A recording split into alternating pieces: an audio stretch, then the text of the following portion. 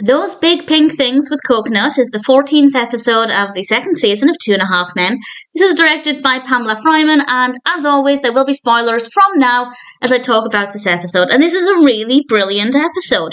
It starts off with Judith dropping Jake off, and Alan is hiding from her. I thought it was a very funny way to start things off. Charlie ends up getting Alan, and Judith says that she needs to talk about Evelyn. And Judith ultimately tells Alan that he needs to tell his mother to back off because she's giving Judith unsolicited parenting advice.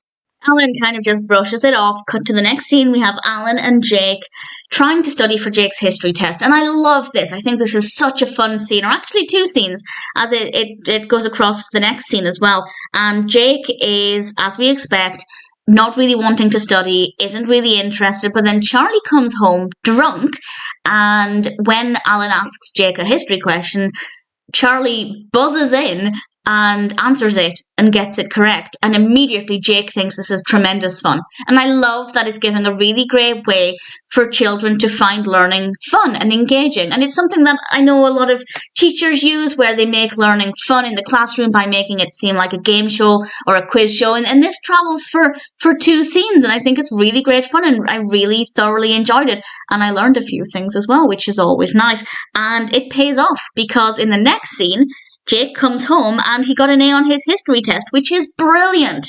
Unfortunately, we get to see more of Evelyn not being that great, because she really downplays his grade and says, well, the test was easy and somebody else got an A+. And it's really uncomfortable to see, because immediately we can see Jake becoming deflated.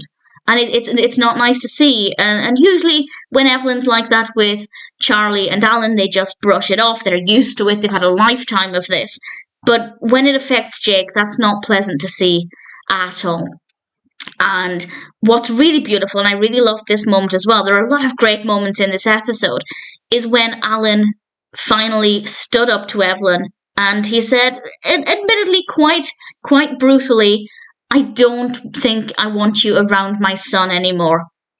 And on the one hand, yes, that is brutal, that is harsh, but at the same time, having watched Evelyn completely just destroy potentially Jake's confidence, because he did this amazing thing and she turned around and said, well, it was obviously an easy test.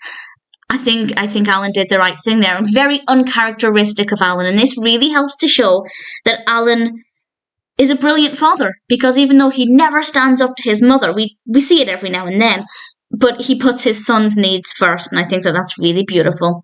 And we have this really lovely moment, another really great moment, where Charlie puts his arm around Alan's shoulders, and obviously Charlie often says things quite negatively towards Alan, but when it comes down to it, it's his brother. They've both been raised by the same person, and when he needs to be there for Alan and stand by his side, he is there, and it's absolutely lovely. We then get a great series of comedic events where Rose comes over, and clearly she's saying things that Evelyn has said to her on the phone. We don't question why she has Rose's phone number. I think it's something Rose would have actually offered to Evelyn. And then Berta comes in, and we can assume that Berta is on the phone to Evelyn, and as soon as she hangs up, all she says is, how the hell did your mother get my cell phone number? And I love how realistic that is, because often in sitcoms, things happen that just aren't realistic, and Evelyn having Berta's number wouldn't make any sense. And I like the fact that they made comedy out of this and kind of showed an element of self-awareness, which I rather enjoyed quite a lot. The next thing we know, Charlie gets a phone call. Evelyn has checked herself into the hospital because she had chest pains and breathing problems. So they go to the hospital, and Charlie actually does kind of panic when he sees her, because she's lying in the bed with an oxygen mask on, and I feel like the oxygen mask probably wouldn't have been something they would have given her if they couldn't find anything wrong, but nevertheless, Charlie actually initially panics, and then they see the doctor out of the room, and the doctor points out there's nothing wrong with her. They can't find anything wrong with her, and that's when they realise what she's done. She's done this for the attention because she's been denied access to her grandchild, and they decide to have some fun with her. They tell her she needs to have surgery, but it doesn't go to plan, and this is because it seems like Evelyn's playing along. Judith and Jake arrive. Judith obviously says to Charlie and Alan, what on earth are you doing? Why weren't you there for her? They point out that actually she's just faking it because of what's happened with Jake. And unfortunately for Alan and Charlie, Evelyn manages to regain control of the situation. She knew that they were faking about the bypass, and she's going to use it as an excuse to have cosmetic surgery. And then we cut back to Charlie's house, and what I love about this as well, another really brilliant thing, is that Charlie on the television is watching a nature documentary. At the very beginning scene, he's talking about wild animals, comparing them to his mother. At some other point, I think just before he got the phone call from the hospital, and then at the end as well, he is watching this nature documentary, and we can hear on the television the narrator describing these scenes of wild animals, and it's always relatable to whatever is happening in the scene at that time with Evelyn. I just think it's a small thing, but really beautifully done and really interesting.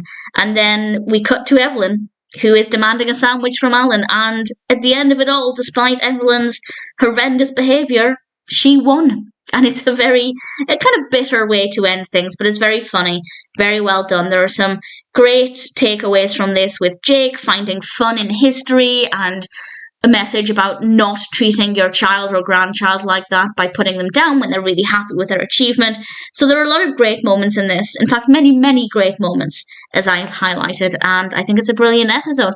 Those big pink things with coconut is pretty fantastic and definitely a credit to the series.